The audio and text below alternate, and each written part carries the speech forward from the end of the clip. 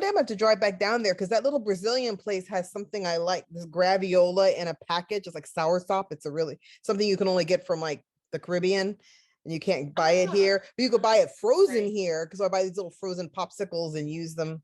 It almost tastes like watermelon, but not so watermelon-y. It's something about it that's kind of very bland, but it's good.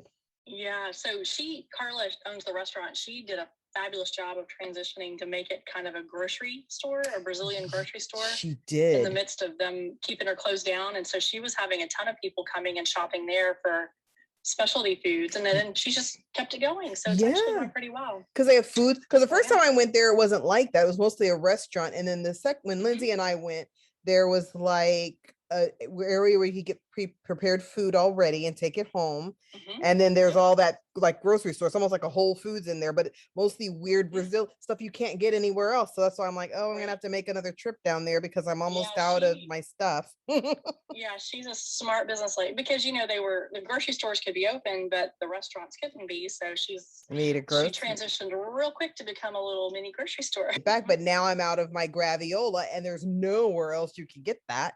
Not even at Whole Foods that I know of. Yeah. If you ever look up soursop, here's a funny story. So I went to St. Croix once. Well, I've been to St. Croix several times because one of my good friends lives there.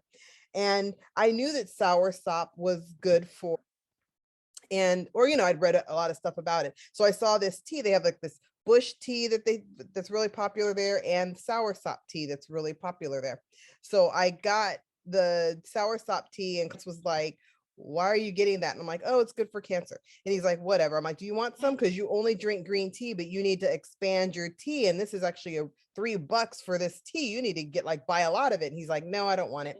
So I'm like, fine. So 2 years later, he sends me a picture of something, and it looked, soursop and breadfruit look a lot alike. So he sent me a picture and he goes, do you know what this is? And I'm like, yeah, it's either soursop or breadfruit. And he's like, how do you know that? And I'm like, because I read a lot. And then he was like, oh, I ordered this tea off Amazon. It's soursop tea. And I'm like, yeah, dude. You were with me when I bought. So what is now you're educating me on the tea. And he's like, oh, yeah, okay. And I went and took a picture of the box that I sent. He's like, oh, okay, my bad. I'm like, yeah, you're 2 years late, buddy.